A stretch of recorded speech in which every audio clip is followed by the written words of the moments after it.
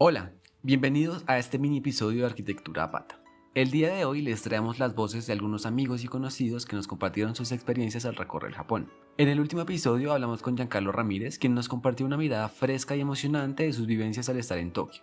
Así que hoy les traemos algunas de las memorias de familiares y conocidos que nos cuentan cómo fue su recorrido en este país. El primer relato de su experiencia en Japón nos lo cuenta Daniela Perdón.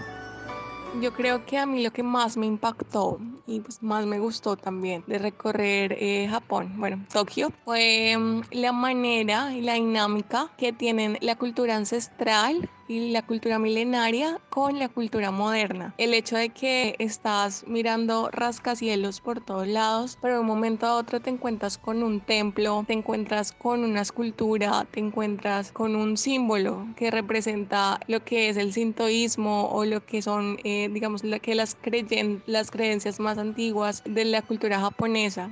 Eso para mí fue como una explosión en mi cabeza, porque en realidad las dos culturas parece que contrastaran, pero en realidad luego me di cuenta que esa es la manera como de ser y de pensar de los japoneses. También lo que más me impactó fue que, pues, como todos saben, Japón fue como el gran perdedor en la Segunda Guerra Mundial y su economía, su infraestructura quedó vuelta a nada en muchas de sus grandes, pues, ciudades, y ellos lo tomaron como una oportunidad de crecimiento. O sea, a partir de las bombas de Hiroshima y Nagasaki, en Japón se presentaron muchísimos casos de cáncer en las personas, pero en este momento Japón es el país que lidera la investigación y la lucha contra el cáncer. Entonces eso me parece como un resurgir entre las llamas muy fuertes, y pues en este momento Japón, una de las mejores y más robustas economías del mundo. Eso fue lo que más me gustó de Japón. Por último tenemos la experiencia de Daniel Lerner, quien nos habla de su recorrido en Japón a modo de bitácora hablada.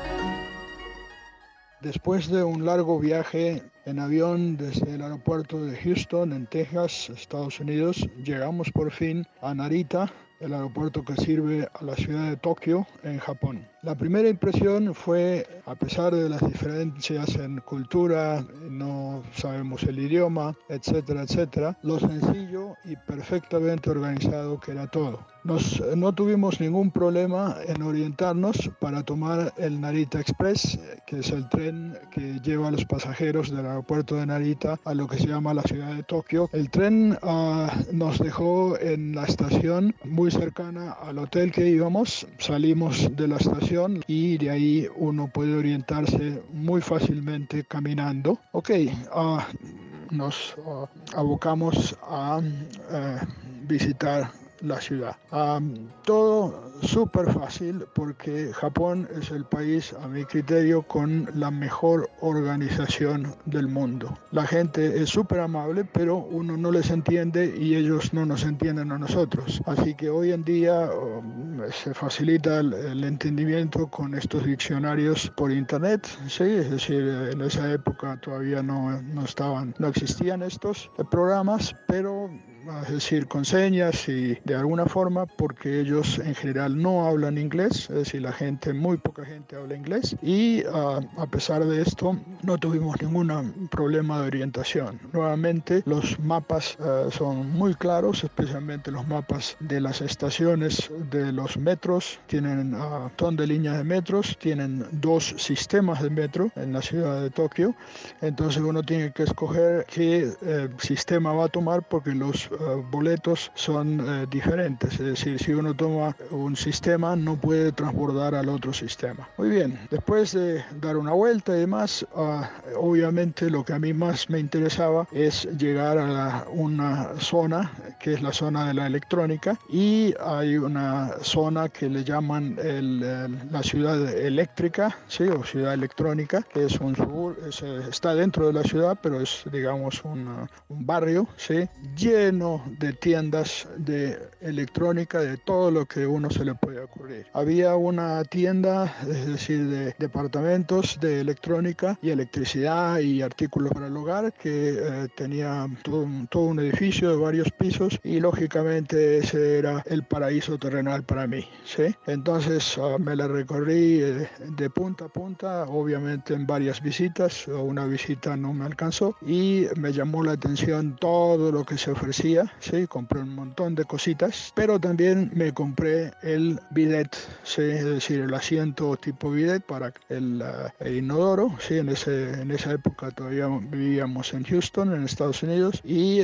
ahí pensaba yo cómo hacer después para entrarlo, pero no hubo ningún problema. En Japón visitamos varias ciudades en ese viaje, visitamos, es decir, de Tokio con el tren bala que se llama Shinkansen Express. Primera estación fue Kioto y cuando bajamos en Kioto ya el inglés había muerto totalmente, es decir, nadie hablaba inglés, ya los mapas no estaban en inglés y ahí sí que dije, uy, acá sí que estamos bien complicados. Por suerte hay muchos turistas, bueno, encontramos unos turistas que nos explicaron un poco y nuevamente aprendimos a movernos todo con transporte público en la ciudad de Kioto y recorrimos Kioto, que tiene el Palacio Imperial.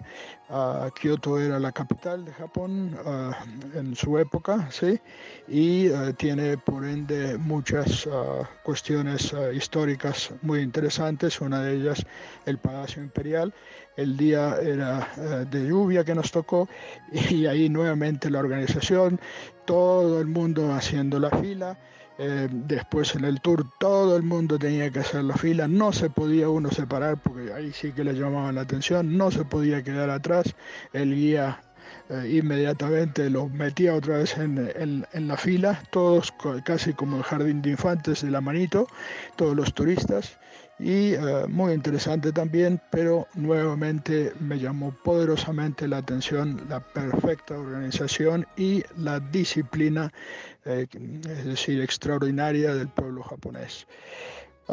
Ok, el tren muy cómodo y cuando entraba la persona que, es decir, por ejemplo, el guardatren, a controlar los boletos, los pasajes, cuando entraba en el vagón donde uno estaba, hacía él la reverencia, ¿sí? También estos que vendían bebidas y demás, todo el mundo cuando entraba al vagón hacía la reverencia y cuando salía del vagón otra vez hacía la reverencia. La reverencia en Japón es algo muy común y obligatorio.